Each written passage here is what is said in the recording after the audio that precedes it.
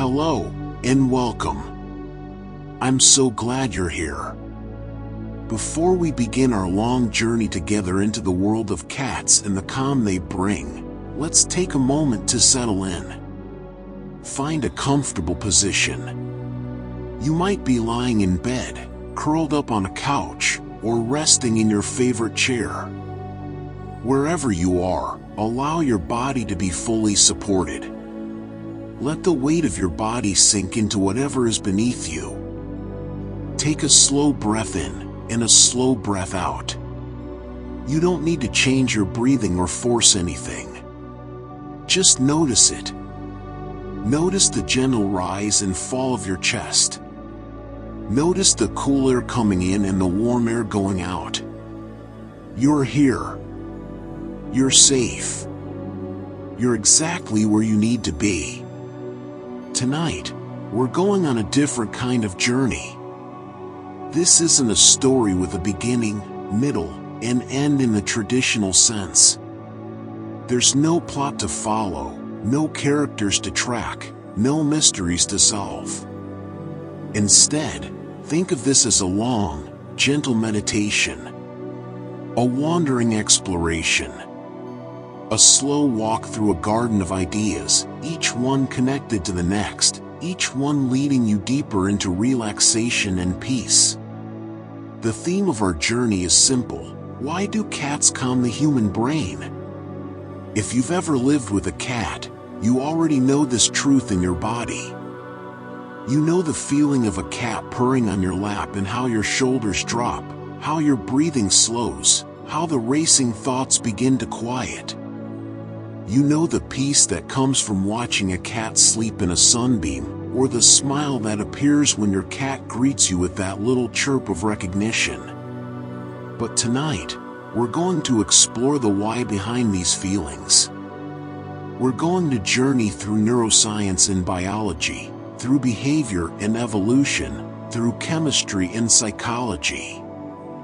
We're going to discover the dozens of specific, measurable ways that cats create calm in the human nervous system. And we're going to do this slowly. Very slowly. This is a 6-hour experience. Yes, 6 hours. That might sound unusual, but here's why. Your brain needs time to fully relax. In our modern world, we're accustomed to everything being fast. Quick videos, rapid information, constant stimulation. But deep rest requires the opposite. It requires time, space, slowness, and repetition. Think of this experience like a long, slow sunset. The colors don't change dramatically from one second to the next. But if you sit and watch for an hour, you witness a complete transformation. That's what we're creating here. A slow, gradual transformation from wakefulness to deep rest, from an active mind to a quiet one, from tension to peace. As we move through this journey, you'll hear many facts about cats. These aren't random. Each fact is chosen because it reveals something about how cats soothe us. Some facts are about cat biology, how their bodies work in ways that calm our nervous systems. Some are about behavior, how cats act in ways that model peace and presence. Some are about the relationship between humans and cats, how that bond creates measurable changes in our brain chemistry. The facts will flow together like a river. One thought will lead naturally into the next. You don't need to remember them. You don't need to take notes or try to learn anything. In fact, the goal is the opposite. The goal is to let the words wash over you like gentle waves, to let the information become a soothing background, to let your thinking mind have something gentle to follow so your worrying mind can rest. If you fall asleep, that's perfect. That's the intention. This experience is designed to guide you from wakefulness into sleep, and the length ensures that no matter when you fall asleep, there will still be gentle content playing, keeping your environment calm and consistent. If you stay awake for the full 6 hours, that's also perfect. Sometimes our bodies need rest more than sleep. Sometimes lying still with a quiet mind is exactly the medicine we need. Either way, you can't do this wrong. You might notice that we return to certain themes multiple times throughout the journey. The purr of a cat, the warmth of their body, the slow blink of trust. This repetition is intentional. Repetition is soothing. It creates predictability, and predictability allows your nervous system to relax. When your brain knows what's coming, it doesn't have to stay on high alert. It can soften. It can rest. Think of this like a lullaby. Lullabies repeat. They circle back to the same phrases, the same melodies. This circularity is part of what makes them soothing. We're creating an audio lullaby for adults, using facts and gentle observation instead of music, but with the same purpose, to soothe you into rest. As we move through this journey, you might find your mind wandering. That's completely natural. You might think about your own cat, if you have one. You might remember cats from your childhood. You might find yourself thinking about completely unrelated things, what you need to do tomorrow, a conversation you had yesterday, a worry that's been following you. When you notice your mind has wandered, there's no need to criticize yourself or force your attention back. Simply notice where your mind has gone, and then gently, like calling a cat, invite your attention back to the words you're hearing. No force, no frustration, just gentle redirection. And if your mind wanders again 30 seconds later, you simply repeat the process. This gentle returning is part of the meditation. It's not a failure. It's the practice. You also don't need to visualize anything unless you want to. Some people find it helpful to imagine a cat as these words are spoken. Others prefer to simply listen without creating mental images. Both approaches are valid. Follow your own natural inclination. Your brain knows what it needs. What we're creating together tonight is a sanctuary in time. For the next 6 hours, you have permission to do absolutely nothing. You don't need to be productive. You don't need to solve problems. You don't need to be entertaining or entertained. You don't need to improve yourself or learn anything or become a better person. You just need to be here. To breathe, to rest, to allow. This is rare. Most of us rarely give ourselves permission for this kind of complete rest. We feel we should always be doing something, achieving something, moving towards some goal. But tonight, the goal is simply to be. The achievement is rest. The doing is not doing. And we're using cats as our guide because cats are masters of this art. A cat doesn't feel guilty for sleeping 15 hours a day. A cat doesn't apologize for rest. A cat doesn't justify their nap. They simply recognize they're tired, find a comfortable spot, and sleep. This unapologetic rest, this understanding that rest is not laziness but wisdom, is one of the great lessons cats offer us. So as we begin, make a gentle agreement with yourself. For the next 6 hours, you are allowed to rest. Completely. Fully. Without guilt or justification. Your worth isn't dependent on your productivity. Your value isn't measured by your achievements. Right now, in this moment, you are allowed to simply exist, to breathe, to be a mammal resting in the dark. If you're in bed, you might want to turn off any lights. Darkness helps the brain produce melatonin, the sleep hormone. If you're somewhere where complete darkness isn't possible, that's okay too. The words themselves will create a kind of internal darkness, a quieting of the visual mind. You might want to adjust your temperature. Most people sleep better when slightly cool, around 65 to 68 degrees Fahrenheit. A cat would seek warmth and curl up, conserving heat. You might want a blanket, that gentle weight and warmth that signals safety to your mammalian brain. Check your body one more time. Is there tension anywhere? Your jaw? Your shoulders?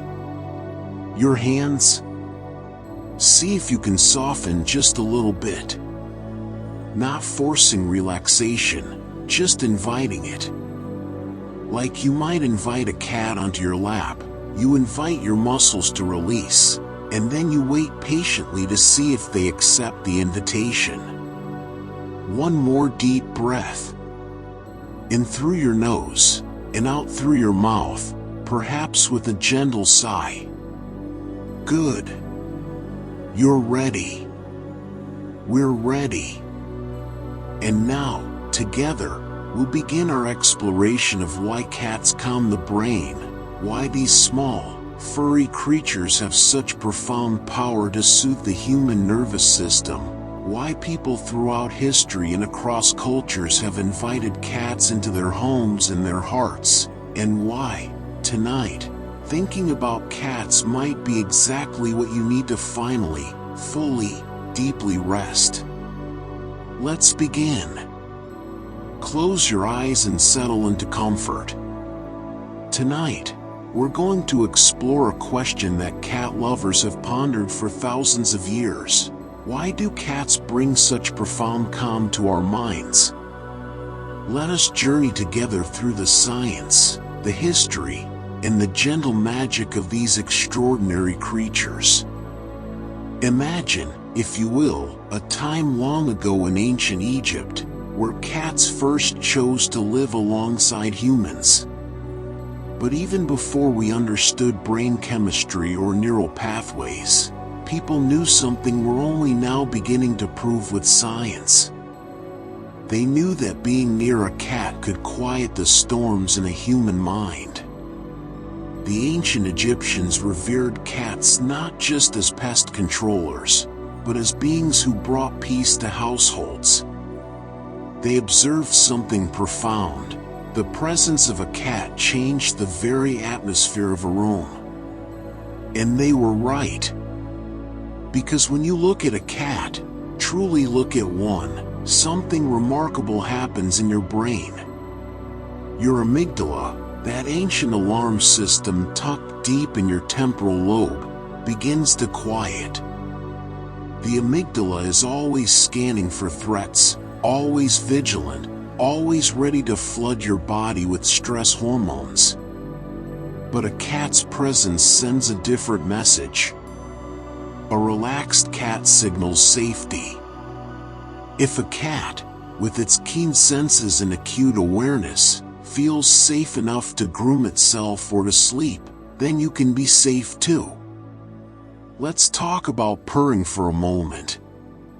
Rest deeply as you consider this. A cat's purr vibrates at a frequency between 25 and 50 Hz. This isn't random. This specific frequency range has been shown to promote healing in bones and tissues. When you rest your hand on a purring cat, those vibrations travel through your skin, into your muscles, and something ancient in your nervous system recognizes this rhythm. It's similar to the frequency of a mother's heartbeat as heard by an infant in the womb. Your parasympathetic nervous system, the part of you that governs rest and restoration, responds to this frequency by lowering your heart rate and reducing your blood pressure. The sound itself is like a meditation bell. Studies have shown that listening to purring can reduce symptoms of dyspnea, that frightening shortness of breath. The rhythmic, cyclical nature of purring entrains your breathing. Without even noticing, you begin to breathe more slowly, more deeply, matching your rhythm to theirs. This is called respiratory entrainment, and it's one of the most powerful tools for calming an anxious mind. Now, picture a cat's eyes slowly blinking at you. In the language of cats, this slow blink is a gesture of trust and affection. But it's also a gift to your nervous system.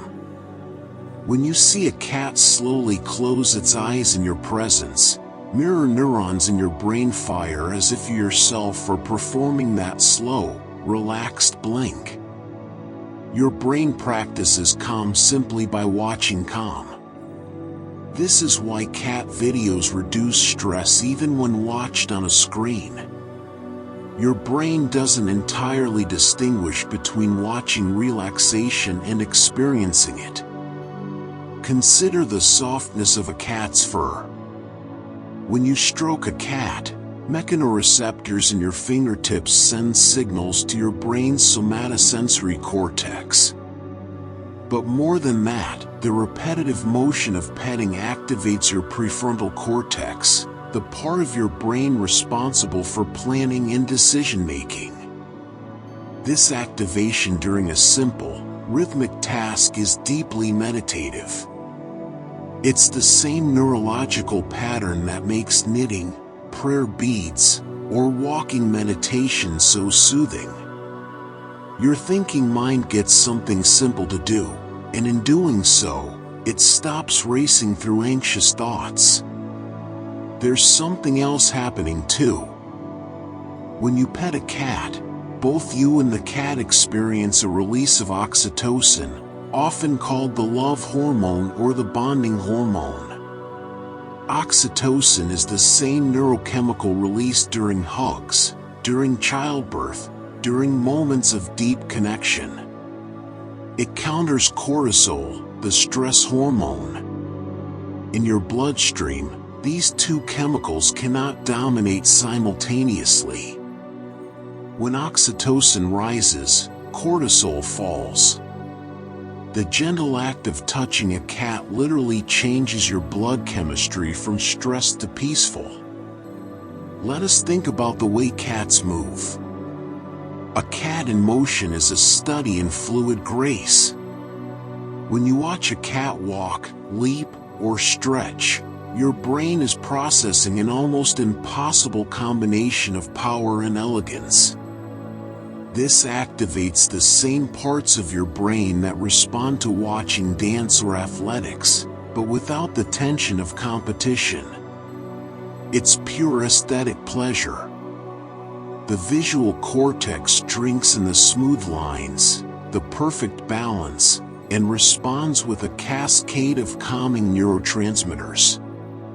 Cats also teach us something about presence. A cat doesn't worry about yesterday or tomorrow. When a cat sits in a sunbeam, it is fully, completely in that sunbeam. When it watches a bird, every fiber of its being is focused on that bird. This presence is contagious. Humans are plagued by minds that time travel, jumping anxiously between past regrets and future worries. But watching a cat exist so fully in the present moment gives your brain permission to do the same. The default mode network, that chattering part of your brain that keeps you trapped in rumination, begins to quiet. Think about the temperature of a cat. Cats have a higher body temperature than humans, typically around 101 to 102 degrees Fahrenheit. When a cat curls up against you, you're receiving gentle, sustained warmth. Warmth activates thermoreceptors in your skin that signal safety to your brain. Throughout evolution, warmth has meant shelter, safety from the elements, proximity to fire and community. Cold has meant danger. This is why heated blankets soothe anxiety, why warm baths help us sleep. A warm cat against your body is telling your most primitive brain structures that you are safe, sheltered, and protected. Consider also the routine that cats create. Cats are creatures of habit. They eat at certain times, sleep in certain spots, patrol their territory on a schedule. For humans struggling with anxiety or depression, this routine can be an anchor. Your cat needs to be fed, so you get out of bed. Your cat wants to play at dusk, so you engage in playful interaction just when your mind might spiral into evening anxiety. The responsibility is light enough not to be burdensome but substantial enough to provide structure. And structure, routine, predictability, these are antidotes to the chaos that anxiety creates in the mind. There's a particular sound cats make, beyond purring, that touches something deep in the human psyche. That tiny chirp or trill when they jump up to greet you, or when they're happy to see you. These vocalizations are in a frequency range that humans find inherently pleasing. It's similar to the vocalizations of human infants, which trigger caregiving responses. When you hear your cat's little sounds of contentment, your brain releases dopamine. Dopamine is the neurotransmitter of pleasure and reward. In that moment, your brain is being rewarded simply for existing in proximity to your cat. Let's drift into thinking about how cats sleep. Cats sleep between 12 and 16 hours a day. Watching a sleeping cat is like watching a meditation on trust and surrender.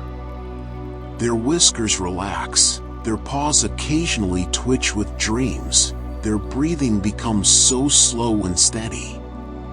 Sleep researchers have found that people who share their beds with cats often report feeling more secure. Yes, the cat might wake you occasionally, but that presence in the darkness sends a signal to your vigilant, protective brain that you're not alone. Social species like humans are hardwired to feel safer in groups. A sleeping cat counts as group, as companion, as fellow mammal keeping watch. Cats also bring what psychologists call non-judgmental presence. A cat doesn't care if you failed at work, if you've gained weight, if you've said something foolish. A cat's affection isn't conditional on your success or your appearance or your wit. This unconditional positive regard is deeply therapeutic. In the presence of a cat, you can simply be. You don't have to perform. The constant pressure to be evaluated, judged, ranked, this exhausting feature of human social life, simply doesn't exist with a cat. Your nervous system feels this absence of judgment and relaxes into it. Think about the hunting instincts of cats, even well-fed domestic cats. When a cat stalks a toy, pounces on a shadow, or races through the house for no apparent reason, they're expressing pure, unburdened vitality. Watching this play activates the parts of your brain associated with joy and spontaneity. It reminds you that life doesn't have to be so serious, so planned, so controlled. Play is its own reward. Joy needs no justification. These are lessons that anxious, goal-oriented humans desperately need to relearn. There's also something about the independence of cats that soothes certain types of minds. A cat loves you but doesn't need you every moment. For people who feel overwhelmed by the neediness of the world, by the constant demands on their attention and energy, a cat offers companionship without suffocation. You can sit together in the same room, each doing your own thing, and this parallel presence is deeply comforting. It's the difference between loneliness and solitude. Loneliness aches, but solitude in the company of a cat is restorative. Cats are also exceptional at reading human emotions. Studies have shown that cats can distinguish between human facial expressions and tones of voice. When you're sad, many cats will seek you out, sitting closer, purring more intensely. This attunement creates a feedback loop of comfort. Your cat senses your distress and offers comfort. You feel comforted and less alone in your pain, which reduces your distress, which your cat then senses. This is the foundation of all therapeutic relationships, this back and forth dance of recognition and response. Let's consider the eyes of a cat more deeply. Those vertical pupils that expand and contract are mesmerizing to watch. There's something about the alien geometry of a cat's face, the placement of their eyes, the sharpness of their features, that activates our sense of wonder. Wonder is an antidote to anxiety. Anxiety narrows our focus to threats and problems. Wonder expands our perspective. When you look into a cat's eyes and see that flash of green or gold or copper, you're reminded that there are other forms of consciousness, other ways of experiencing the world. This expansion of perspective is cognitively and emotionally healthy. Cats also ground us in the present through their needs. The litter box must be cleaned, the water must be fresh, the bowl must be filled. These simple, concrete tasks pull us out of abstract worries and into immediate, solvable problems. For minds that spin with complex, unsolvable anxieties, the simple clarity of caring for a cat is a relief. You know exactly what needs to be done and exactly how to do it. This clarity is precious. Think about the territorial nature of cats. A cat claims spaces, rubbing their scent glands on furniture, on doorways, on you. They're creating a scent map of home. And when you live with a cat, you become part of their territory, part of what they're protecting and claiming as safe. There's something deeply comforting about being claimed by a creature. You belong to your cat as much as they belong to you. This mutual belonging creates a sense of home that goes beyond just having shelter. Consider the whiskers of a cat, those sensitive antennae that can detect the slightest changes in air currents. A cat's whiskers tell them about the world in ways we can barely comprehend. They can sense approaching storms, detect movements in the dark, navigate tight spaces. Watching a cat use their whiskers to explore is watching a creature fully engaged with their sensory world. It reminds us that there are ways of knowing beyond thinking, that intuition and sensation are valid forms of intelligence. The stretching that cats do, that luxurious, full-body extension upon waking, is a master class in body awareness. Cats stretch multiple times a day, lengthening every muscle, waking up their spine, shaking off stillness. Yoga instructors often reference cat stretches for good reason. When you watch a cat stretch, your body sometimes mirrors the movement unconsciously. And even if you don't physically stretch, your brain is processing the image, activating the neural maps of those movements. This is embodied cognition, the way that even thinking about movement affects your physical state. Let's talk about the grooming rituals of cats. A cat might spend up to half their waking hours grooming. This isn't vanity. It's self-care as a meditative practice. The repetitive motion of licking, the focus required, the attention to every part of the body. Watching a cat groom is hypnotic. The rhythmic movements can induce a light trance state in observers. Your breathing slows, your thoughts quiet, you become absorbed in the simple, cyclical motion. This is why grooming videos of cats are so popular online. They trigger the same relaxation response as ASMR. Cats also teach us about boundaries. A cat will tell you when they've had enough petting, when they want space, when they want attention.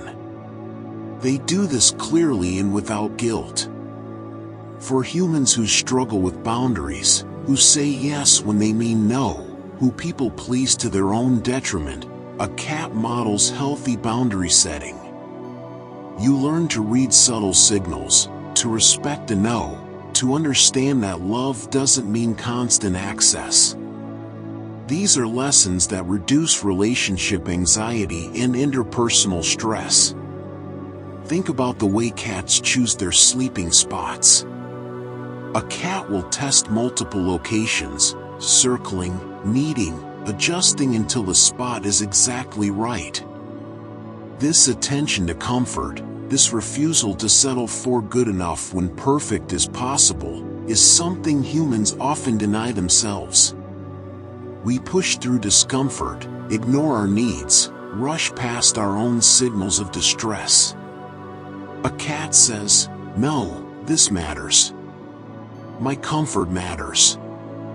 And in watching this, in learning from this, we give ourselves permission to also prioritize our own comfort and well-being. Consider the night vision of cats. In lighting that would leave humans blind and stumbling, cats move with perfect confidence. They can see in light levels 6 times lower than what humans require. This ability to navigate darkness is both literal and metaphorical. When you're going through dark times, depression, loss, uncertainty, your cat is still there, still navigating, still confident. Their ability to function in low light becomes a symbol of resilience, a reminder that darkness is navigable, that you don't need perfect conditions to continue living. The kneading behavior of cats, that pushing motion with alternating paws, often called making biscuits, comes from kittenhood. Kittens need their mother's belly to stimulate milk flow. Adult cats need when they're content, reverting to that infantile comfort. When your cat needs you, they're telling you that you represent safety and nurturing to them. Being chosen as a source of comfort by another being is profoundly validating. It tells your brain, you are capable of providing safety. You are a haven. This counters the negative self-talk of anxiety and depression. Let's think about the ears of a cat. Those mobile, radar-like ears can rotate 180 degrees independently. A cat listening is a cat engaged with the world but not threatened by it. They hear sounds we miss entirely, ultrasonic squeaks, tiny scratchings, distant birds. Yet they remain calm, sorting through the sensory avalanche with ease. For humans overwhelmed by sensory input, by the noise of modern life, watching a cat manage their sensory world with such grace is instructive. It suggests that being highly sensitive doesn't have to mean being highly stressed. Cats also have a remarkable ability to find comfort in small spaces. A cat will curl up in a box barely large enough to contain them and appear perfectly content. This is because enclosed spaces make cats feel secure, protected from all sides. For humans, There's a lesson here about the nature of comfort. We often think we need more, bigger, better. But a cat teaches us that sometimes, limitation is security. A small, well-defined space can feel safer than a vast, empty one. This applies to our lives too. Sometimes narrowing our focus, simplifying our options, creates more peace than expanding endlessly. Think about the social structure of cats. They're simultaneously solitary hunters and capable of forming colonies. They can be independent and communal. This flexibility is adaptive intelligence. It's a reminder that we don't have to be entirely one way or another. We can need solitude and also crave connection. We can be self-sufficient and also vulnerable. Cats embody this paradox, and in doing so, they give us permission to be complex, contradictory, human.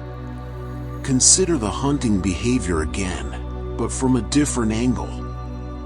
When a cat hunts, even in play, they enter a flow state. Flow is that mental state where challenge and skill are perfectly balanced, where self-consciousness disappears, where time seems to alter. Athletes call it being in the zone. Artists chase it constantly. Cats enter flow multiple times a day through play and hunting. Watching a cat in flow, totally absorbed, totally present, totally alive, your brain recognizes this state and craves it. It's a reminder of what peak experience feels like, a reminder to seek out flow in your own life. The belly of a cat is sacred territory. Most cats protect their bellies fiercely because it's where their vital organs are. When a cat rolls over and exposes their belly to you, it's the ultimate sign of trust. They're showing you their most vulnerable part and trusting you not to attack. In human relationships, we use the same metaphor. We talk about exposing our soft underbelly when we're being vulnerable. When your cat shows you their belly, your brain registers this as profound trust, and trust triggers the release of oxytocin, that bonding hormone we talked about earlier. Trust creates calm. Let's talk about the whisker patterns on a cat's face. Each cat's whisker pattern is unique, like a fingerprint. These aren't just whiskers on their muzzle either. Cats have whiskers above their eyes, on their chin, on the backs of their front legs. They're navigating the world through a sensory system we can barely imagine. Contemplating this reminds us that reality is much richer than our limited human perception suggests. There are entire dimensions of experience we're missing. This humility, this awareness of how much we don't know, can ease the rigid thinking that often accompanies anxiety. Cats are also masters of energy conservation. They sprint when needed but rest extensively. They don't apologize for sleeping. They don't feel guilty about rest. In a culture that glorifies constant productivity, that treats rest as laziness, a cat is a revolutionary act of self-care. Your cat sleeping 15 hours a day isn't being lazy. They're being efficient, storing energy, allowing their body to repair and restore. Watching this guilt-free rest gives you permission to rest too, without shame, without justification. Think about the way cats respond to catnip. About 70% of cats have a genetic sensitivity to nepentolactone, the chemical in catnip. Those who do respond show behaviors of joy, playfulness, relaxation. They roll, they purr, they play. It's intoxication without harm, pleasure for its own sake. There's something wonderful about watching a creature experience pure joy. It activates the mirror neurons in your brain associated with pleasure. Joy, it turns out, is contagious. Even witnessing joy can lift your mood. Consider the lifespan of a cat.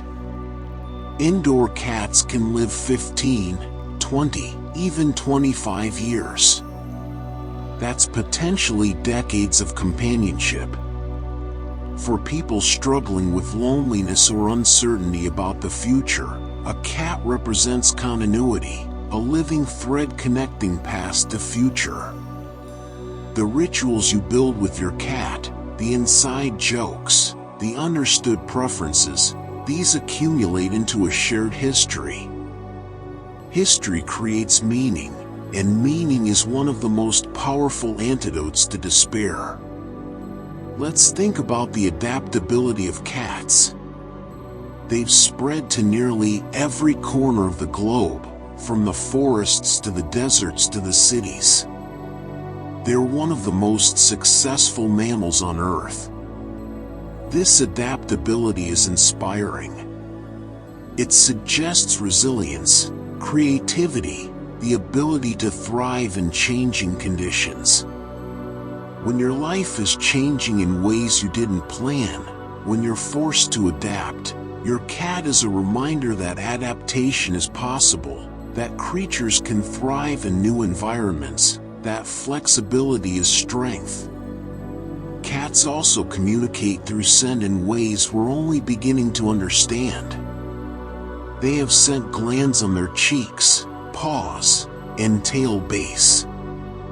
When your cat rubs against you, they're marking you with their scent, claiming you as part of their family.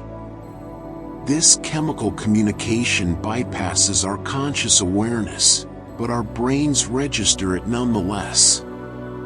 We smell different after our cat has rubbed on us, and on some level, we know we've been claimed, marked as belonging.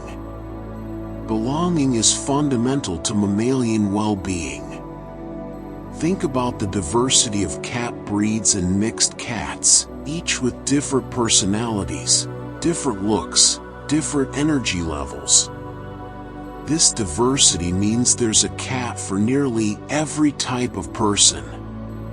The active cat for the active person, the calm cat for the overwhelmed person, the talkative cat for the lonely person, the independent cat for the busy person.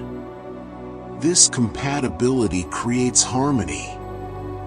When your energy and your cat's energy match, you amplify each other's best qualities. You settle each other. Consider the phenomenon of elderly cats. An old cat moves more slowly, sleeps more, requires gentler handling.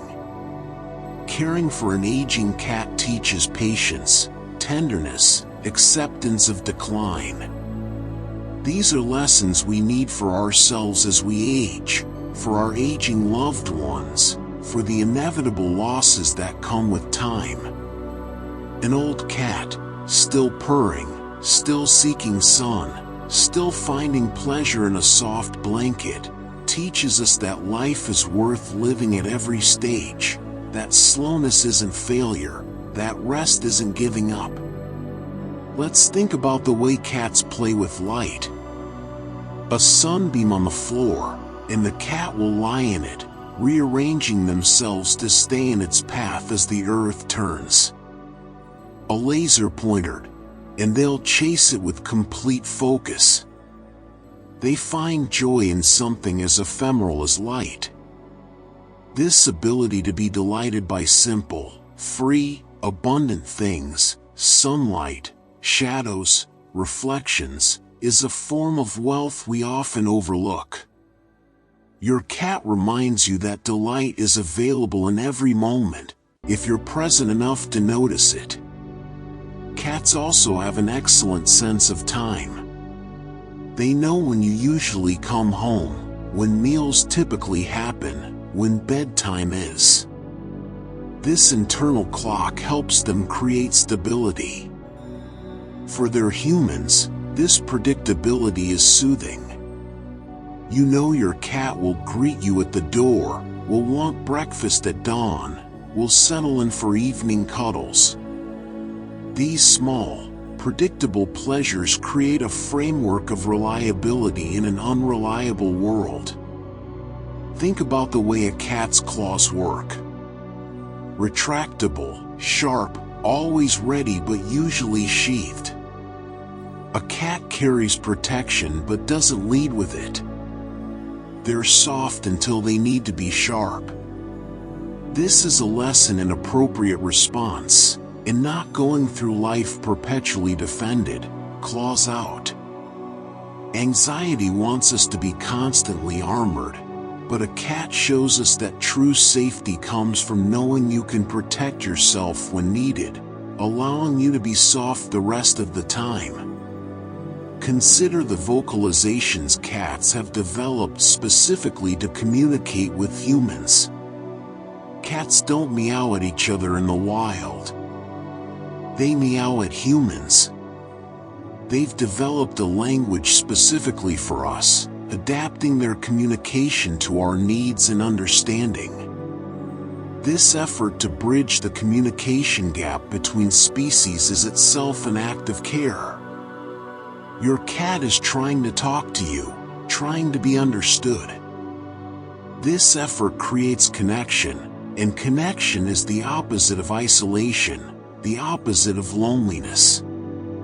Let's talk about the way cats help children. Studies show that children who grow up with cats often have lower rates of anxiety and higher emotional intelligence. They learn to read nonverbal cues, to respect boundaries, to be gentle, to take responsibility. A cat can be a child's first experience with unconditional love, with the death of a loved one, with the dailiness of care. These are foundational experiences that shape a person's capacity for relationship and resilience. Cats are also increasingly recognized in therapeutic settings. Therapy cats visit hospitals, nursing homes, schools. Their presence lowers blood pressure, reduces agitation in dementia patients, helps children feel safe enough to talk about trauma. This isn't just anecdotal. It's measurable. Heart rates slow. Stress hormone levels drop. The simple presence of a calm cat creates measurable physiological changes in humans. Think about the curiosity of cats. The old saying, "Curiosity killed the cat," is misleading. Curiosity keeps cats engaged, learning, adapting. A curious mind is an active, healthy mind. When your cat investigates a new object, paws at a closed door, watches birds with intense focus, they're modeling intellectual engagement with the world. Curiosity is the opposite of depression's numbness, the opposite of anxiety's rigid focus on threats.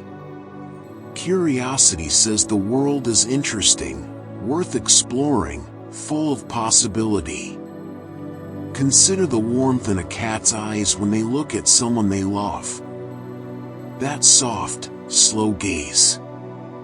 Scientists call it the cat kiss, that slow blink. Exchange slow blinks with your cat, and you're engaging in a cross-species love language. This simple gesture floods your brain with feel-good neurochemicals. It's free, it takes 3 seconds, and it can shift your entire mood. Connection is medicine, and it doesn't have to be complicated. Let's think about the compact power of a cat. Pound for pound, cats are incredibly strong. They can jump 6 times their height, squeeze through impossibly small openings, right themselves mid-fall. This strength in a small package is encouraging. You don't have to be large to be powerful. You don't have to be loud to be effective. Strength comes in many forms, and sometimes the quietest presence carries the most power.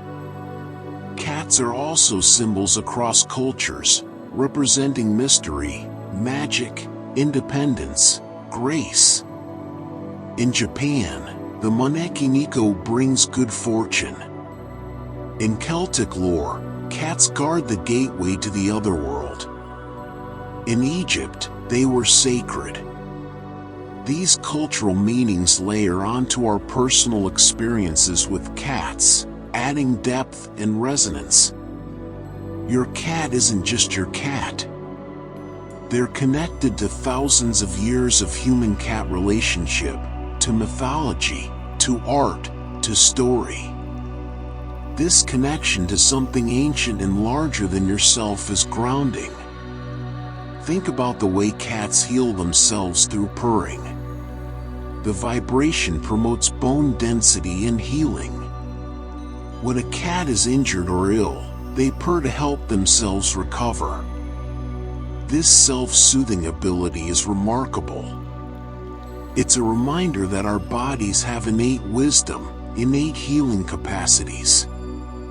When you hear your cat purr, especially when they're not feeling well, you're witnessing self-care as instinct, as biology, as survival strategy.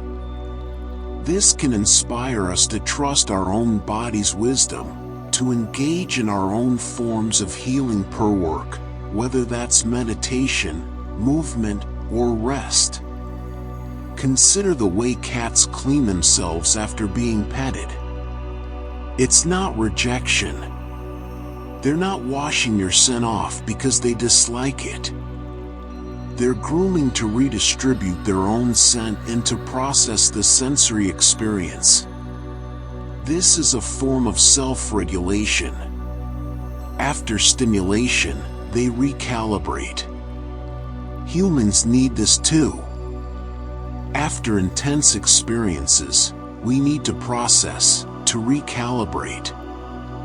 Watching a cat do this models the importance of self-regulation, of taking time to integrate experiences.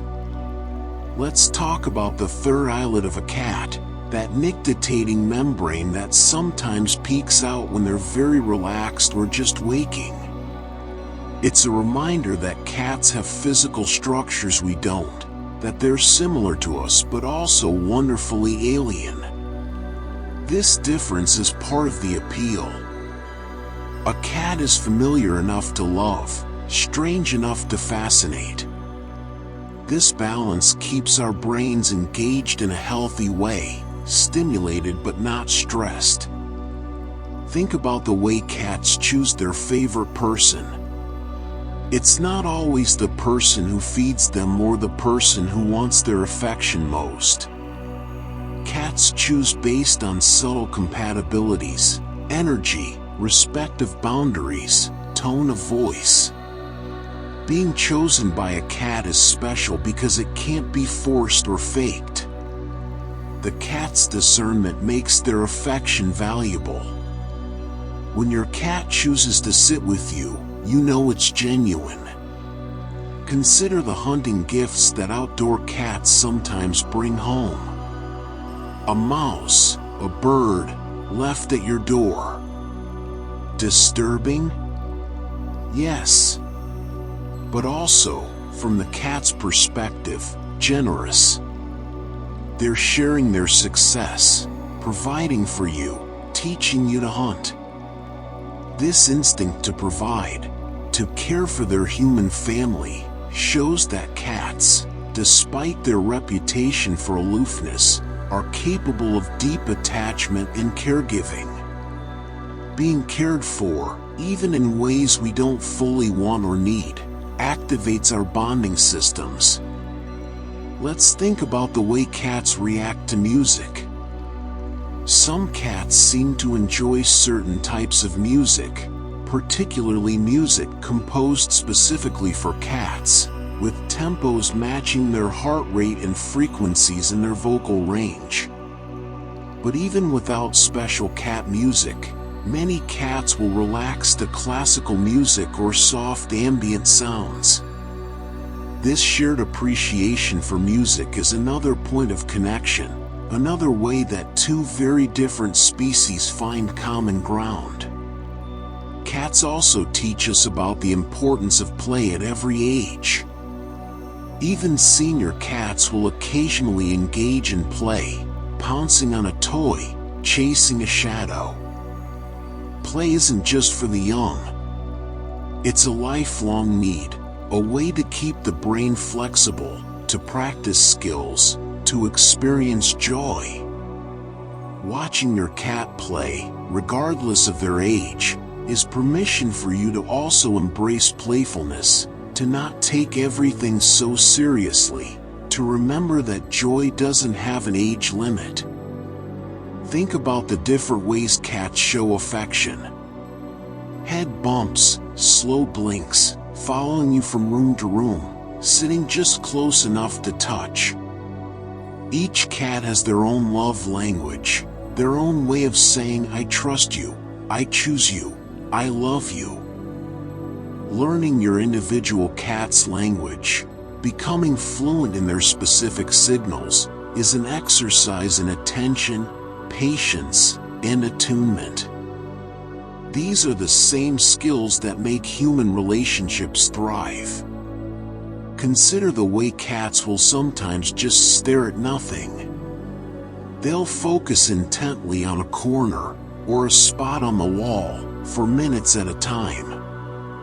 Maybe they see something we can't, dust motes and light, tiny insects, vibrations.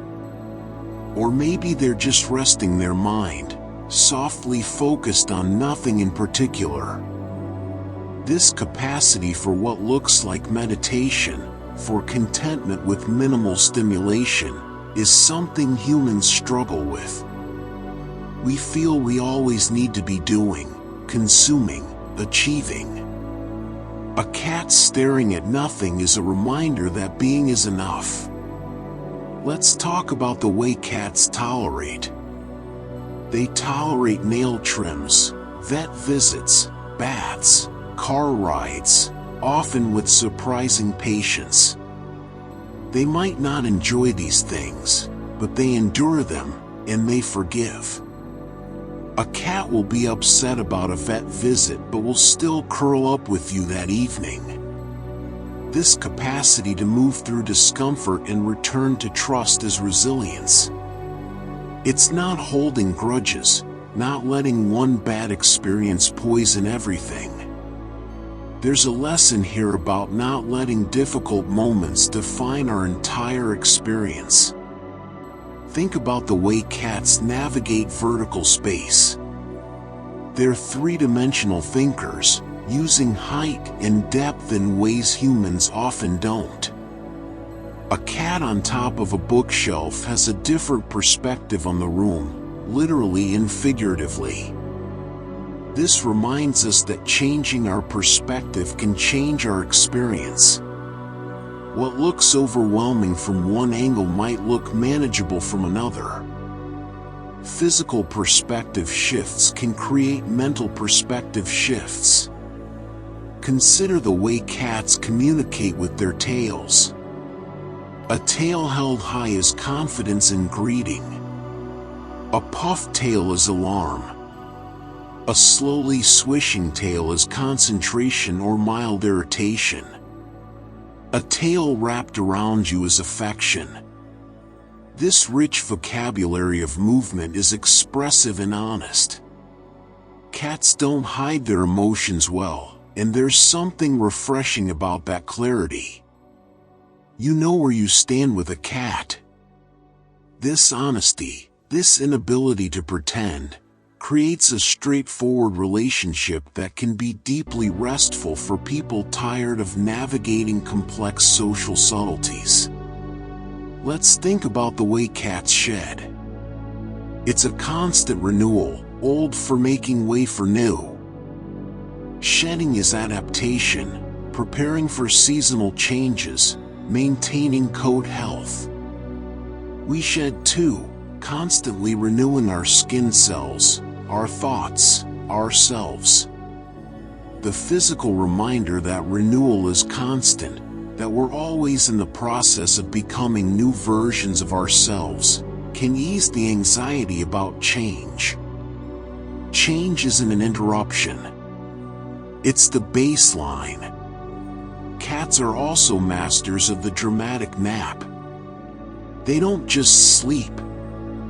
They collapse into sleep with complete abandon, going from fully awake to fully asleep in moments. There's no lying awake worrying, no gradual descent. Just decision and sleep. While we can't exactly replicate this, there's something to learn about commitment to rest, about not half-resting while our minds race, about truly surrendering to sleep when it's time. Think about the way cats tolerate other pets. A cat who initially hisses at a new dog might, weeks later, be grooming that dog or sleeping curled up with them. Cats can learn to expand their definition of family, to make room for new members, to extend their trust.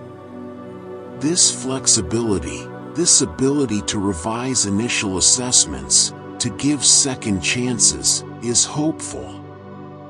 It suggests we too can learn, adapt, welcome the unfamiliar into our hearts. Consider the way a cat will often choose to sleep in the room where their person is, even if they're not directly cuddling. Just proximity, just being nearby, seems to be enough for many cats. This parallel presence, this together but separate mode, is a valid form of intimacy. You don't have to be constantly interacting to be connecting. Sometimes just occupying the same space is its own form of love. Let's talk about the way cats navigate doorways. That moment of pause, assessing, whiskers forward, deciding whether to proceed or retreat. They don't rush thoughtlessly through transitions. They pause, they assess, they choose. This mindfulness about thresholds, about transitions, is wisdom. Transitions are vulnerable moments. A cat's caution teaches us that it's okay to pause, to gather information, to not rush through changes. Cats are also remarkably clean animals. They bury their waste, they groom constantly, they're particular about having clean paws. This attention to cleanliness is self-respect. They maintain their dignity, their comfort, their health through consistent self-care. This daily practice of maintenance, of small continuous efforts toward well-being, is how larger wellness is built. Think about the way cats will sometimes bring you a toy, dropping it near you, an invitation to play. This initiation of connection, this reaching out, is trust and vulnerability. They're saying, interact with me, engage with me, be present with me. And when you respond, when you toss the toy or drag the string, you're honoring that vulnerability, you're saying yes to connection. These micro moments of saying yes to each other build the larger relationship. Consider the purr of a cat who's falling asleep, that purr that starts strong and then fades into silence as sleep takes them. That sound of a creature relaxing from wakefulness into sleep, safe enough to let go of consciousness, is one of the most peaceful sounds in nature. It's the sound of trust made audible, of safety made tangible. Let's think about the way cats will groom each other, particularly around the head and ears where they can't easily reach themselves. This allogrooming is social bonding, yes, but it's also practical care. Helping each other with what we can't do alone. When cats groom each other, they're demonstrating interdependence. the healthy middle ground between complete independence and complete dependence. Cats are also remarkably patient hunters. They can sit motionless for long stretches, waiting for the right moment to pounce. This patience, this ability to wait without agitation, without giving up, is a form of faith. Faith that the moment will come, that effort will be rewarded, that waiting serves a purpose. In a culture of instant gratification, a cat's patience is countercultural wisdom. Think about the way cats will sometimes just rest a paw on you while you're sitting together. Not needing, not demanding, just touching. This gentle contact is maintaining connection without intensity. It's saying, I'm here, you're here, this is enough. This low-key affection, this contact without agenda, is deeply soothing to nervous systems that are overstimulated by constant demands for more engagement, more intensity, more everything. Consider the different sleeping positions of cats. The loaf, the curl, the stretch, the belly-up sprawl. Each position communicates something about how safe they feel, how warm they are, how deeply they're sleeping. The variety reminds us that there's no one right way to rest, no correct posture for peace. Comfort is individual, and what works for restoration changes based on conditions. Let's talk about the way cats respond to their names. Most cats learn their names, even if they don't always respond. They know you're addressing them. They're choosing whether to acknowledge you. This agency, this decision-making, makes interactions feel like genuine communication rather than command and obedience. You're negotiating with your cat, not commanding them. This negotiation practice can actually improve human-to-human relationships, teaching us to request rather than demand, to accept no for an answer, to respect autonomy. Cats also have an uncanny ability to find you when you're upset. Many cat owners report their cats seeking them out during crying spells, panic attacks, or periods of sadness. Whether it's the change in your breathing, your body language, or something more subtle, cats detect distress and often respond to it. This witnessing, this being with you in pain, is a fundamental form of care. You're not alone in your suffering. A small, warm presence sits with you, and somehow, that helps. Think about the way cats play fight with each other. It looks fierce, all wrestling and biting, but it's calibrated not to harm. They're practicing important skills, burning energy, bonding, all while maintaining safety. Play fighting teaches restraint, teaches that it's possible to engage fully without damaging.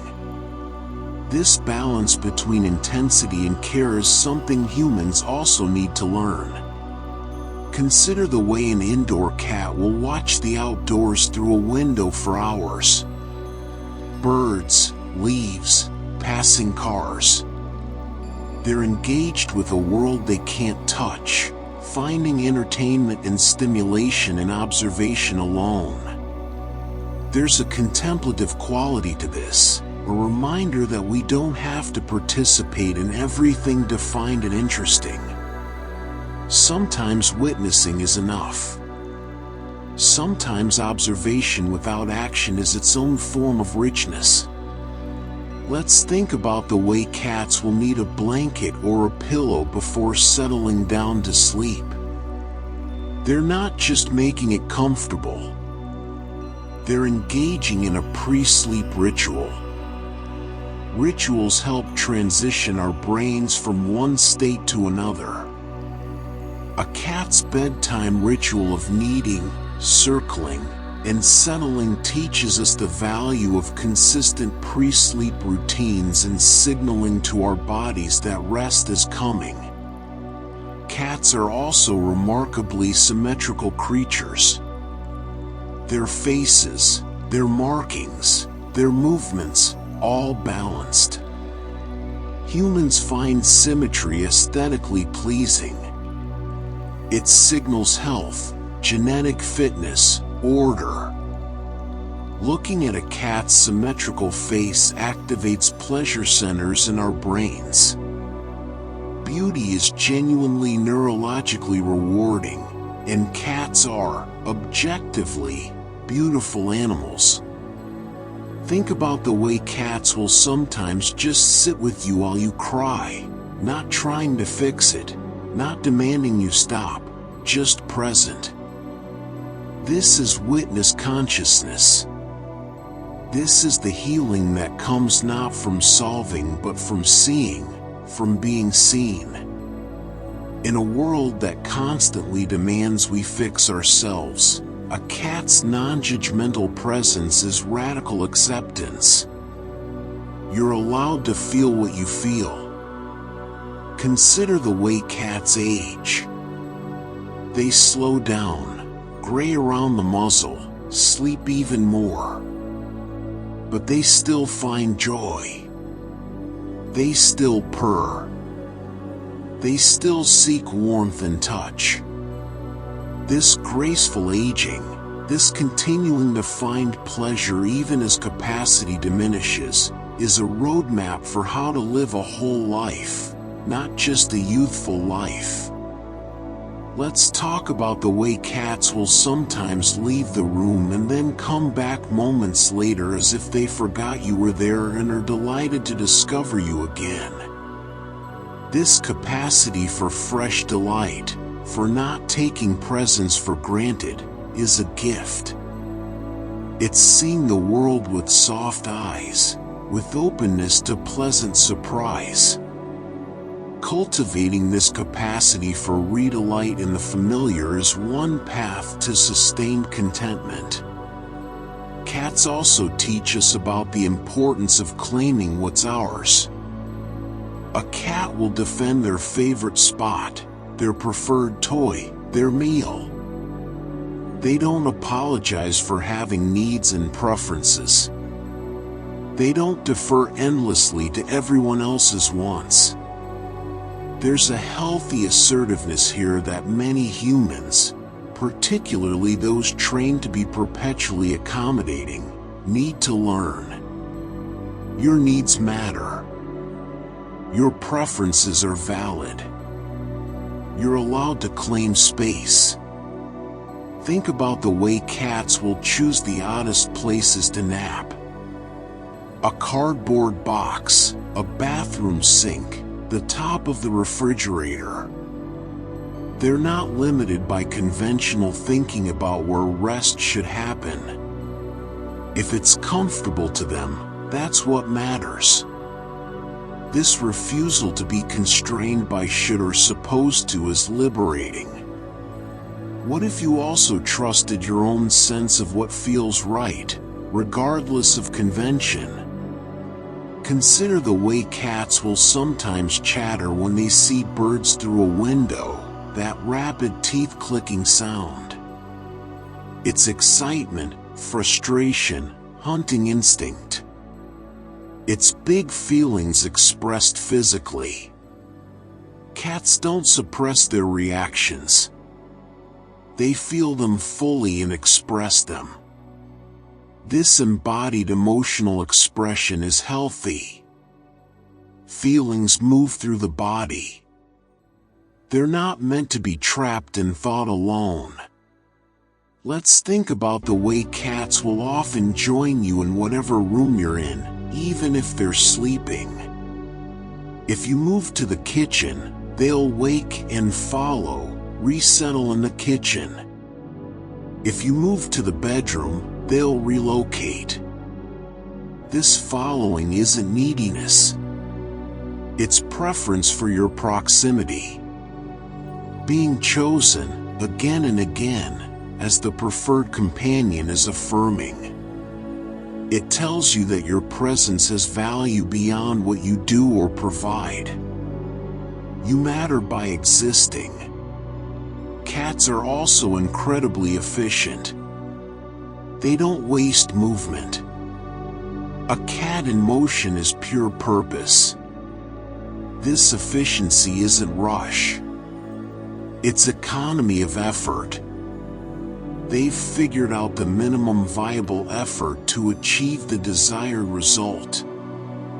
For humans who exhaust themselves through over-effort, through trying too hard, through never feeling like enough is enough, a cat's efficiency is instructive. Enough is enough. You don't have to do more than necessary. Think about the way cats will groom their humans, licking hands or hair with their rough tongues. It's not comfortable for us. Their tongues are designed for barbed efficiency, not gentle petting. But they're offering the care they know how to give. They're extending their definition of grooming as love to include you.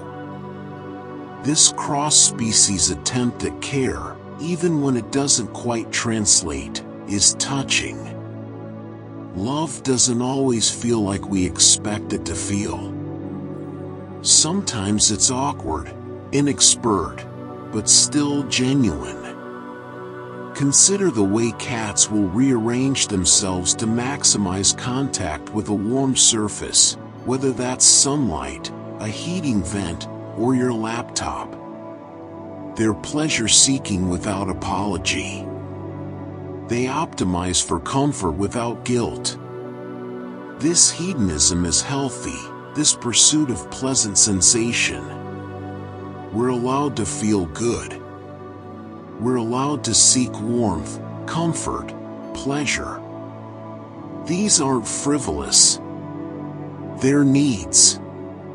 Let's talk about the way cats will tolerate being dressed up or handled by children who love them, even when they clearly don't prefer it.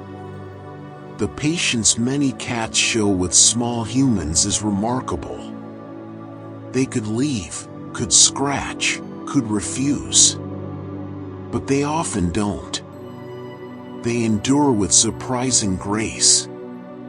This tolerance is love. It's allowing minor discomfort because the relationship matters more than the momentary annoyance. Cats also have an extraordinary sense of balance. They walk narrow ledges, leap between perches, twist midair to land on their feet. This physical confidence in their own body's capabilities is powerful to witness.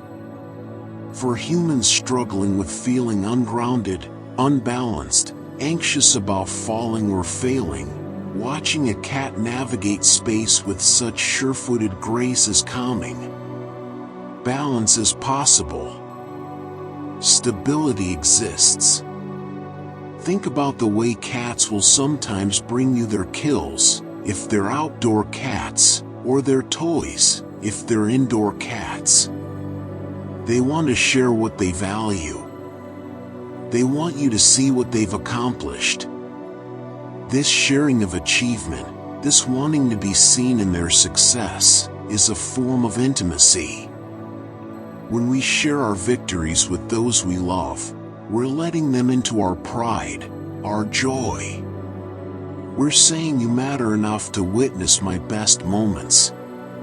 Consider the way cats will sometimes sleep in the most awkward-looking positions, twisted in ways that seem uncomfortable. But they're not uncomfortable. They're relaxed. This is a reminder that what looks like ease from the outside doesn't always match what is ease from the inside, and vice versa. Trust the cat's assessment of their own comfort over your projection. Trust your own assessment of your comfort over others' projections. And so, as we come to the end of our exploration, rest in this knowing, Cats calm the brain because they invite us into a different way of being. They model presence, efficiency, self-care, honest expression of needs, pleasure without guilt, rest without apology, affection without conditions, and resilience without bitterness. They are small enough to live in our homes but wild enough to remind us that instinct and intuition are valid guides. They purr at frequencies that heal. They warm us with their bodies. They keep watch while we sleep. They forgive our absences. They tolerate our imperfections. They choose us again and again. In a world that often feels too fast, too loud, too demanding, a cat says, slow down, be still, be here, be warm, be quiet, be enough. And in that invitation, our racing minds begin to slow, our tight shoulders begin to release, our breathing begins to deepen.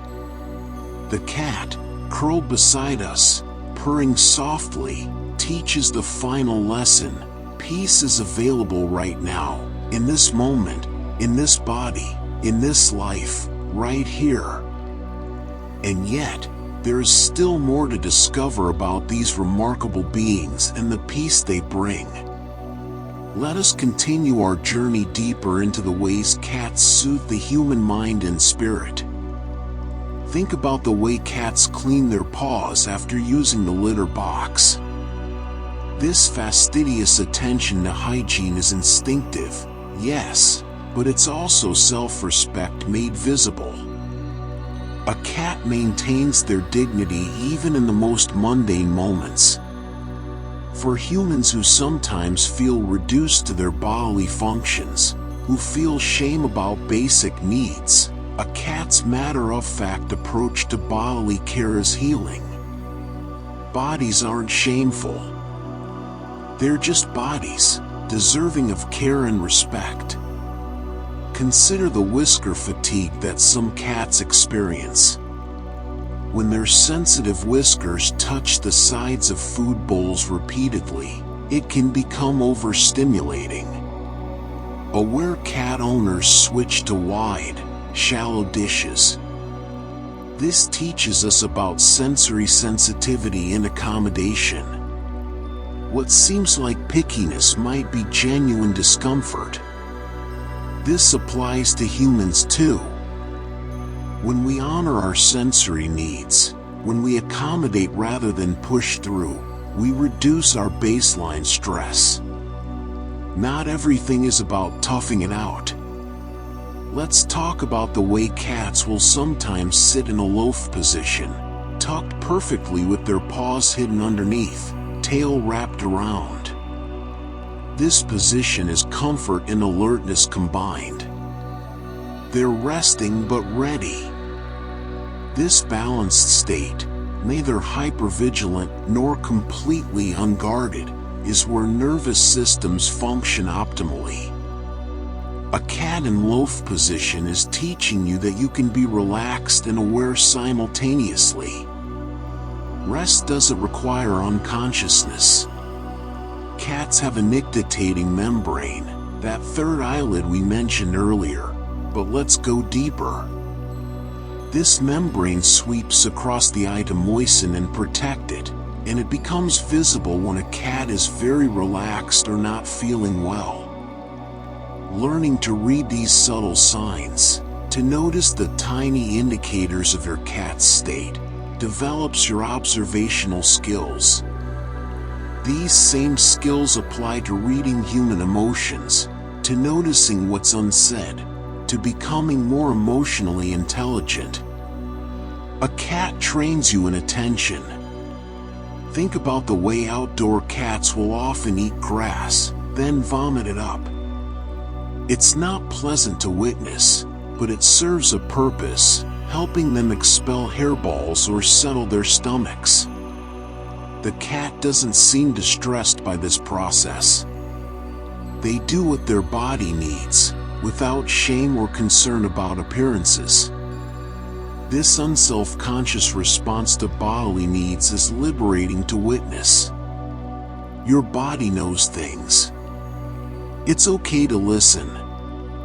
Consider the social grooming we discussed, but from another angle. When cats groom each other, they're also exchanging scent and creating a colony scent. They're literally blending their identities, creating a shared olfactory signature that marks them as family. This biological binding, this choosing to share scent and therefore identity, is profound. It's saying your smell is my smell, we are we. This dissolution of rigid boundaries in favor of connection is what love does. Let's think about the way cats react to catnip differently as they age. Kittens under 6 months typically don't respond to it. The sensitivity develops with sexual maturity. And some cats never respond at all due to genetics. This variety in response reminds us that not everyone reacts the same way to the same stimuli. What brings one being joy might do nothing for another. This is natural variation, not deficiency. Your particular constellation of sensitivities and pleasures is valid. Cats also demonstrate something called the Jacobson's organ, or the vomeronasal organ. When a cat does that open-mouthed grimace called the flamen response, they're drawing air over this special organ that detects pheromones. They're accessing information through a sensory system we don't possess. This is humbling. It reminds us that our perception isn't reality, just our species-specific slice of reality. Other ways of knowing exist. Other forms of intelligence are valid. Think about the way cats will sometimes race around the house for no apparent reason, what's often called the zoom eyes. This sudden burst of energy is play, exercise, and joy all combined. It's excess energy being burned off in the most direct way possible. For humans who sometimes feel restless energy and don't know what to do with it, a cat's zoom eyes are instructive. Sometimes you just need to move, to discharge, to let the energy express itself physically. Movement is medicine. Consider the hunting behavior of even well-fed cats. They don't hunt because they're hungry. They hunt because hunting is intrinsically rewarding to their brain. The stalk, the pounce, the capture, each stage releases dopamine. This teaches us that some activities are rewarding independent of their practical outcomes. We engage in them because they satisfy something in our neural architecture. Play, creativity, exploration, these aren't frivolous. They're needs. Let's talk about the way cats will often prefer to drink running water over still water. In the wild, running water is safer, less likely to be stagnant or contaminated. This preference is ancient wisdom encoded in instinct. For the cat, the sound and movement of water signals safety. This is why many cats love cat fountains or dripping faucets. They're following instinct, and instinct has kept cats alive for millions of years. Trusting instinct is often wiser than overthinking. Cats also have incredibly flexible spines. They have more vertebrae than humans, and those vertebrae are more loosely connected, allowing the extraordinary contortions and flexibility we see. A cat can twist, arch, compress, and extend in ways that seem impossible. This physical flexibility is paired with behavioral flexibility. Cats can adapt to various living situations, various family structures, various routines. Flexibility, both literal and metaphorical, is survival. Think about the way cats will often headbutt or bunt you. They're not trying to hurt you.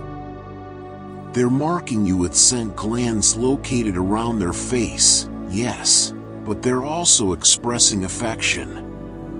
This physical gesture of pressing their head against you is trust. They're making themselves momentarily vulnerable, closing their eyes, pressing forward. And in that gesture, you feel chosen. Physical affection, even when it's a small headbutt, floods the brain with bonding chemicals. Consider the dilating and contracting of a cat's pupils. In bright light, they narrow to slits. In darkness, they expand into huge circles. But pupils also dilate with excitement, fear, or arousal. Reading a cat's pupils gives you insight into their emotional state. This practice of reading small physical signs develops the same neural pathways used in reading human microexpressions. You become better at empathy, at noticing what others feel beneath what they say. Let's think about the way cats will knead with alternating paws, sometimes called making biscuits, but consider the rhythm. It's repetitive, cyclical, meditative. This rhythmic motion is self-soothing for the cat and mesmerizing for the observer. Rhythmic, repetitive motions are foundational to meditation practices across cultures. Breathing, walking, chanting, all use rhythm to quiet the mind. A kneading cat is a furry meditation teacher. Cats also have an amazing ability to right themselves while falling, the aerial righting reflex. They can twist their bodies mid-air to land on their feet, even from very short distances. This ability develops around 3 to 4 weeks of age. It's not just physical skill. It's neurological sophistication. The inner ear, the visual system, and the body work together to process falling and respond instantly. This grace under pressure, this instinctive response to loss of control, is adaptive brilliance. Think about the way cats will often choose to sleep in the exact center of a bed, sprawled out, claiming maximum space. There's an audacity to this, a complete lack of apology for taking up room. For humans who make themselves small, who apologize for existing, who constantly try to take up less space, a cat's unapologetic sprawl is revolutionary. You're allowed to take up space. Your body is allowed to be comfortable. You don't have to minimize yourself. Consider the way cats react to being held. Some love it, melting into your arms. Others tolerate it briefly. Some refuse entirely. This spectrum of preference is honored by good cat owners. You learn to respect your cat's particular boundaries around physical contact. This practice of respecting individual preferences, of not forcing affection, of letting the other being set the terms of intimacy, is foundational to healthy relationships of all kinds. Let's talk about the night vision of cats again, but consider what this means practically. A cat can navigate your home in complete darkness. They're your guide in the dark, literally and metaphorically. When you can't see your way forward, when everything feels dark and uncertain, your cat moves through it with confidence. This is a powerful metaphor. Darkness is navigable. You don't need to see everything to move forward. Cats are also crepuscular, most active at dawn and dusk. These liminal times, the thresholds between day and night, are when cats are most energized. These in-between times have special significance across cultures, considered magical, powerful, transformative. A cat embodies threshold energy, the power of transitions, the richness of in-between states. Not everything has to be binary, either or. The spaces between are valid, are powerful, are alive. Think about the way cats will sometimes just stare at you. Not meowing, not asking for anything, just watching. This sustained attention is its own form of affection. They're interested in you. They're studying you. They're keeping you in their awareness. Being held in someone's attention, being worthy of their sustained focus, is validating. You matter enough to watch. Consider the varied vocalizations of cats beyond meowing and purring. The chirp of greeting, the trill of contentment, the chatter at birds, the yowl of distress, the hiss of warning. Cats have a rich vocal vocabulary, and much of it has been developed specifically to communicate with humans. They've adapted their communication to bridge the species gap. This effort to be understood, to connect across difference, is love made audible. Let's think about the way cats will bring you their toys, dropping them at your feet or in your lap. This is an invitation to engage, but it's also a sign of trust.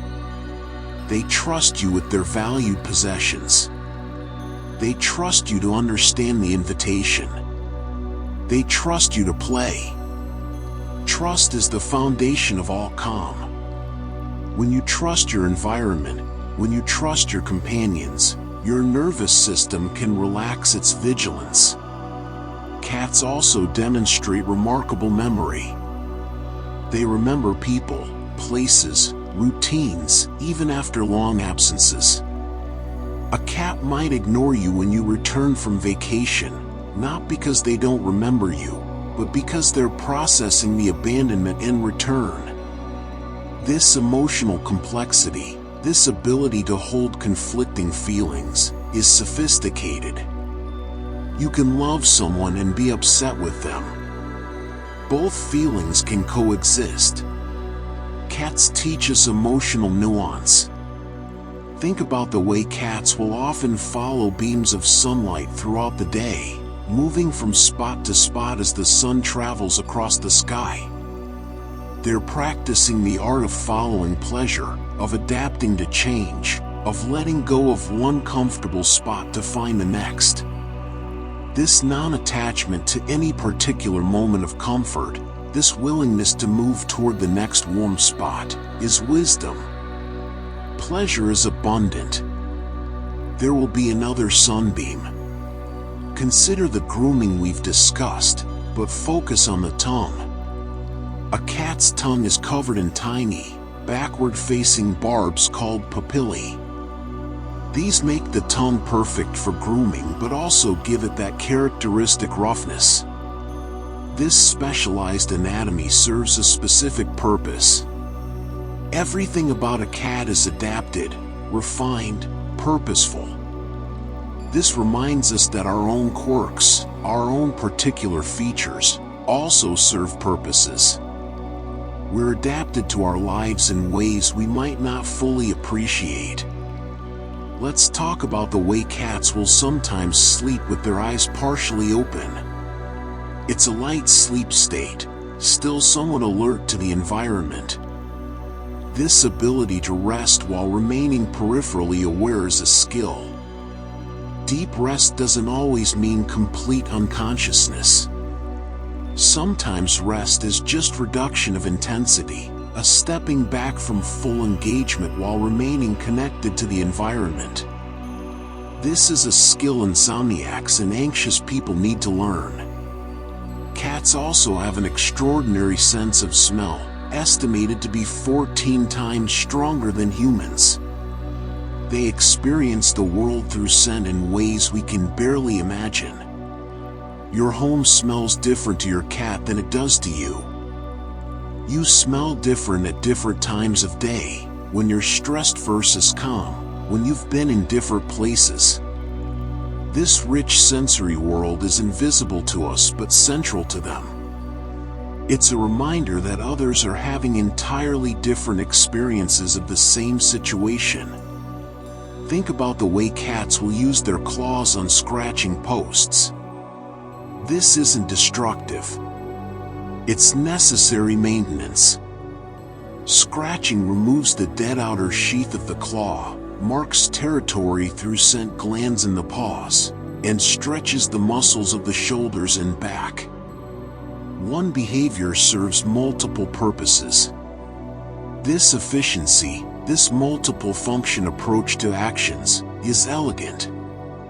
When we engage in practices that serve multiple needs simultaneously, like walking for exercise, mental clarity, and time in nature, we're practicing this same elegant efficiency.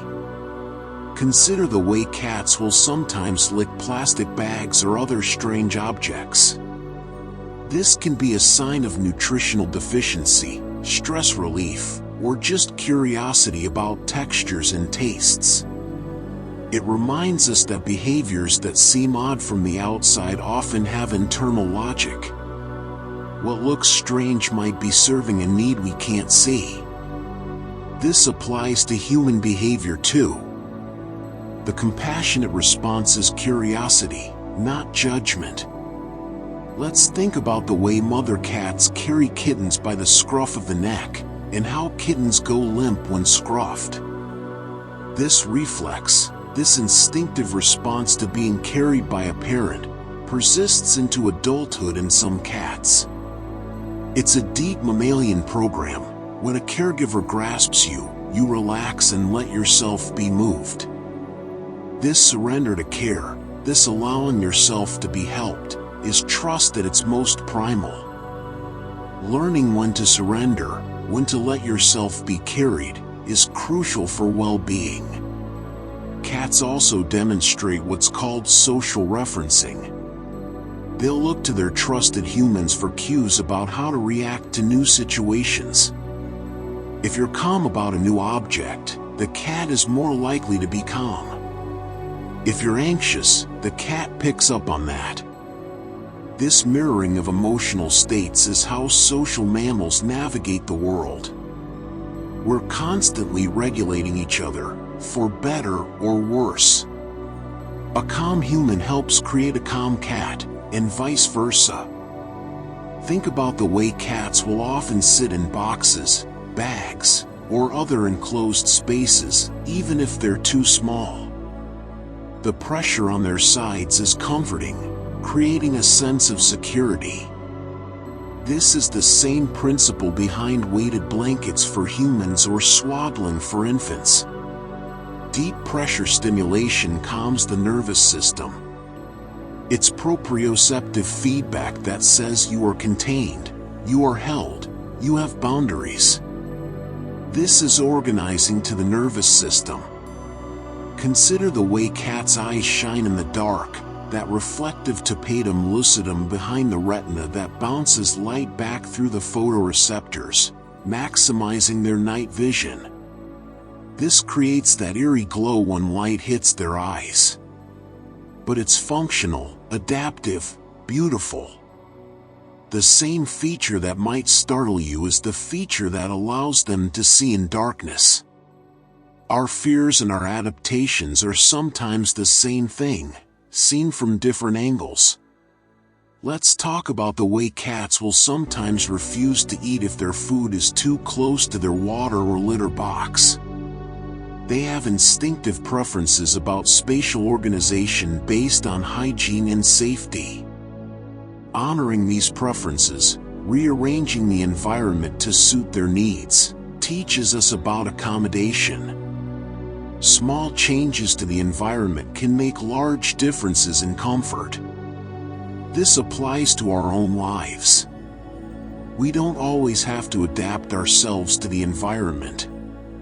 Sometimes we can adapt the environment to ourselves.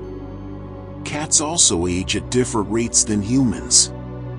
The first year of a cat's life equals about 15 human years. The second year adds another 9. After that, each cat year is about 4 human years. Understanding this timeline creates empathy. Your 1-year-old cat is a teenager, dealing with adolescent impulses and confusion. Your 7-year-old cat is middle-aged, perhaps set in their ways. Your 15-year-old cat is a senior, deserving of gentleness and accommodation. Translating their experience into human terms deepens connection. Think about the way cats will often bring you to their food bowl, meowing, even if food is present. Sometimes they want you to watch them eat, to be present for the vulnerable act of eating. This desire for companionship during vulnerable moments is touching. It suggests that your presence itself is comforting, that they feel safer eating when you're near. Being a safe presence for another being is a profound form of contribution to their well-being. Consider the way cats will groom more when they're stressed, sometimes to the point of creating bald patches. This over-grooming is a displacement behavior, a way of self-soothing when overwhelmed. Recognizing this helps us identify when our cat is stressed, but it also mirrors human stress responses. We pace, we fidget, we engage in repetitive behaviors. These aren't character flaws. They're nervous system responses to overwhelm. Recognizing them in ourselves and others creates compassion. Let's think about the way cats can detect changes in routine or environment with remarkable sensitivity. A suitcase coming out of the closet means travel is coming. A change in your work schedule is noticed within days. This sensitivity to pattern and disruption is adaptive. It allows them to prepare for changes. But it also means they're exquisitely attuned to your life. You're not alone in your routines. Someone is noticing, tracking, caring about your patterns. Cats also have a strong prey drive that includes a play-fight component. When a cat grabs your hand with their paws and kicks with their back legs, they're practicing hunting moves. But most cats calibrate the intensity, claws retracted or barely extended, bites inhibited. They're showing you their power while simultaneously showing restraint. This combination of power and gentleness is trust. They could hurt you but choose not to. This is the foundation of all safe intimacy. Think about the way cats will often choose to sleep in contact with you, a paw on your leg, their back against your side, their head near your hand. They maintain connection even in sleep. This contact seeking in a species often described as aloof is revealing. Cats aren't aloof. They're selective. And they've selected you. This selection, this choosing, is powerful. You're chosen, specifically, individually, you. Consider the way cats respond to high-pitched sounds, often associated with prey.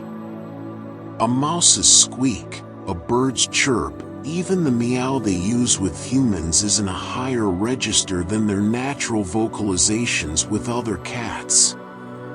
They've adapted their voice to match the frequencies we respond to most readily.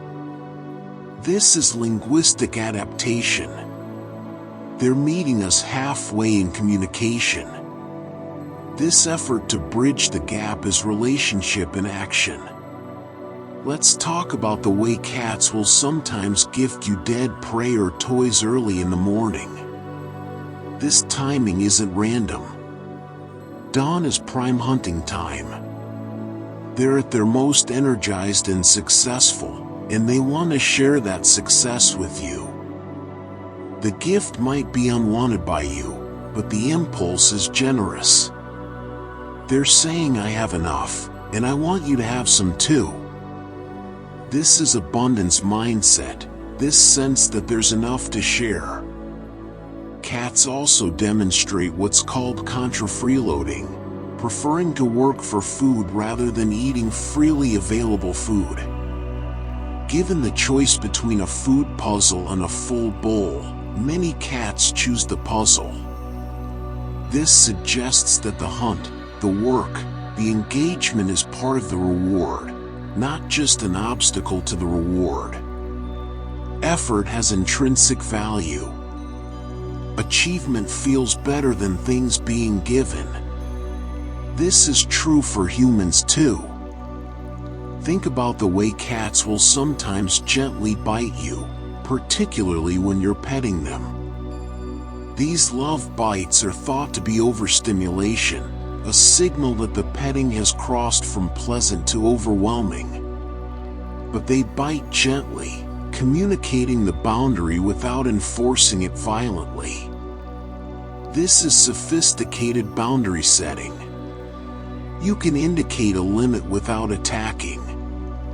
You can say that's enough without saying go away. Boundaries and connection can coexist. Consider the way cats navigate vertical territory. They claim the tops of refrigerators, bookcases, cabinets. Height provides safety, visibility, a sense of control over the environment. For creatures that are both predator and prey, this vertical awareness is adaptive. It reminds us that sometimes we need height, perspective, a view of the whole landscape to feel safe. Sometimes we need to get above the details to see the pattern. Let's think about the way cats will often refuse to use a dirty litter box. This isn't being difficult. It's hygiene, dignity, instinct. A dirty litter box is unpleasant and potentially unsafe. This firm boundary around basic needs is self-respect. You're allowed to refuse conditions that are unsanitary or uncomfortable. Basic needs aren't negotiable. This is a lesson many humans need to learn and relearn. Cats also have whiskers not just on their face but on the backs of their front legs, called carpal whiskers. These help them judge the movement of prey they've captured with their front paws. Every part of a cat is sensory, informational, purposeful. This total body intelligence reminds us that knowing isn't just in the brain. The body knows things. Physical sensations are information. Trusting bodily knowing is valid intelligence. Think about the way cats will often sit in a hunched position, loaf style, when they're not feeling well or when the weather is cold. They're conserving heat, minimizing surface area exposed to the environment. This adaptive posture is automatic, not thought through but felt through. The body knows what it needs and adjusts. We have this wisdom too, this bodily intelligence that knows how to conserve, protect, and restore. Consider the way cats will sometimes follow you to the bathroom. This vulnerable place where you're stationary and engaged in private activities is when they choose to seek attention. Some theorize they're protecting you during a vulnerable moment. Others think they're just opportunistically claiming your attention when you can't escape. Either interpretation is touching. They're either your guard or your companion in solitude, and both are forms of devotion. Let's talk about the way cats have scent glands not just on their face but on their paws, tail, and flanks. Every time they walk, rub, or touch, they're leaving scent. They're writing themselves onto the environment, claiming it, making it known. This constant assertion of presence, this claiming of space, is confidence. You exist. Your presence matters. You're allowed to leave your mark. Cats also demonstrate an ability to recognize individual humans by sight, scent, and voice. They know you from other people. This individual recognition is relationship. You're not interchangeable to them. You're specific, known, familiar.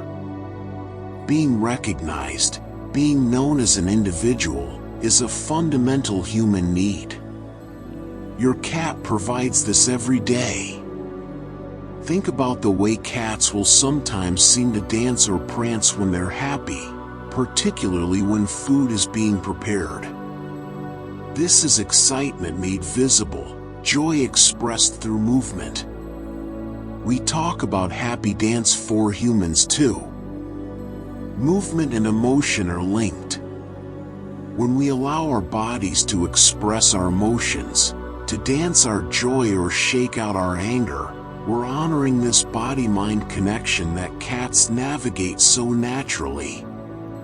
Consider the long whiskers above a cat's eyes, the superciliary whiskers. These trigger the blink reflex when touched, protecting the eyes from foreign objects.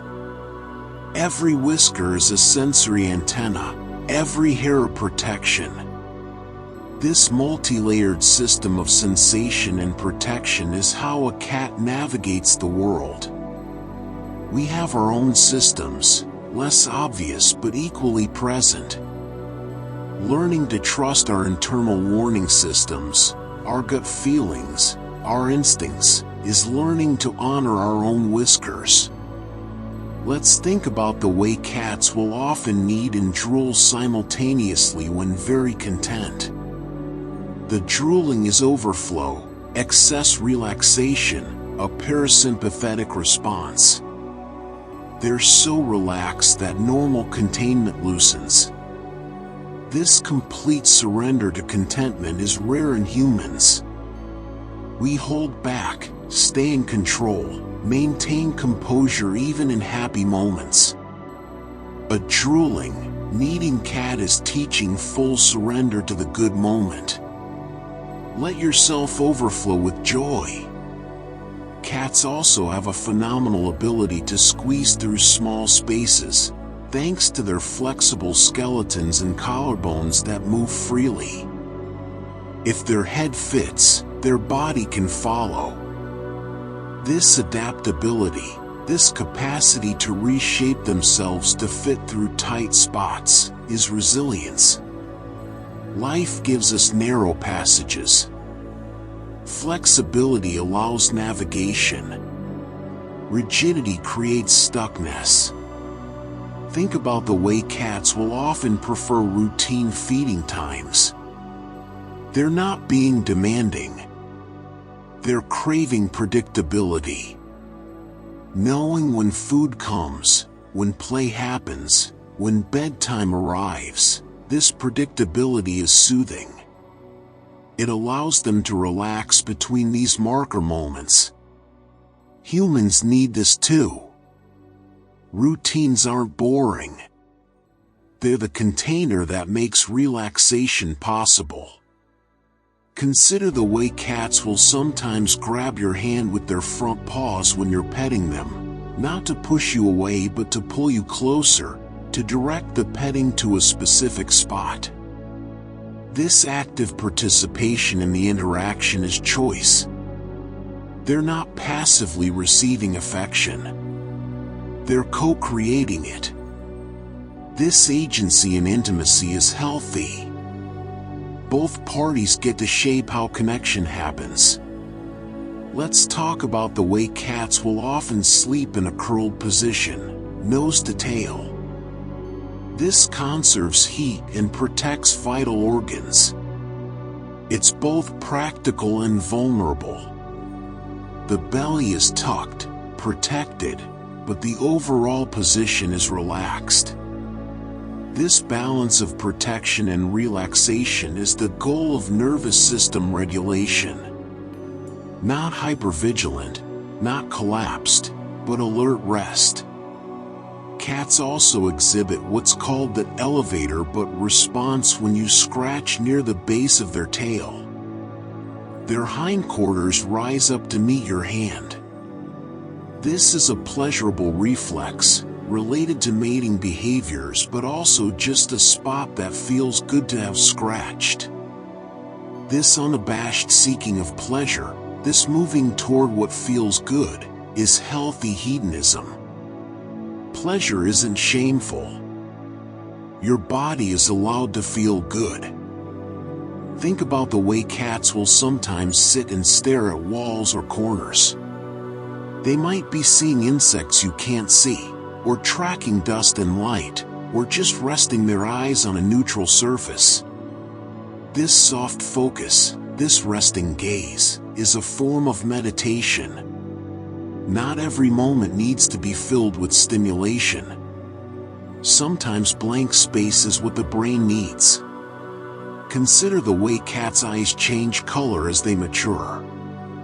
Many kittens are born with blue eyes that change to their adult color around 7 to 12 weeks.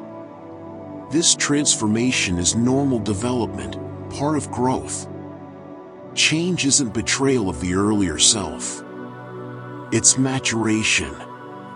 Who you were is part of who you are, but you're allowed to change. Let's think about the way cats will often choose to sleep in the most inconvenient locations from a human perspective: the keyboard, the important papers, the center of the hallway. They're not being spiteful. They're choosing spots that carry your scent, that are central to activity, that are warm from electronics or traffic. They want to be where you are, where life is happening. This draw to the center of activity, to your scent, to your presence, is love in spatial terms. Cats also have an extraordinary ability to land on their feet, as we've discussed, but consider the confidence this creates.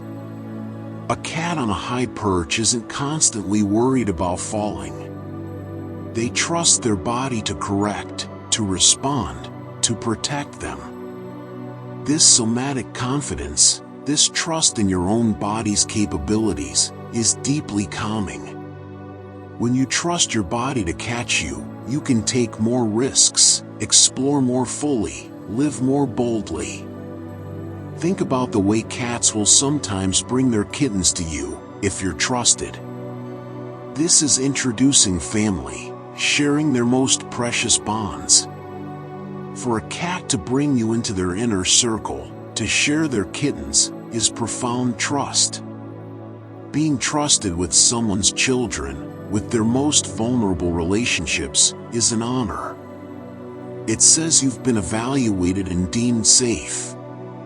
Consider the way cats communicate territorially through scratching. They're not ruining your furniture. They're leaving visual and scent markers that say, "I live here, this is mine." Territory is security. Knowing what space is yours, having that space respected, creates safety. Humans need territory too, physical and psychological space that's clearly ours.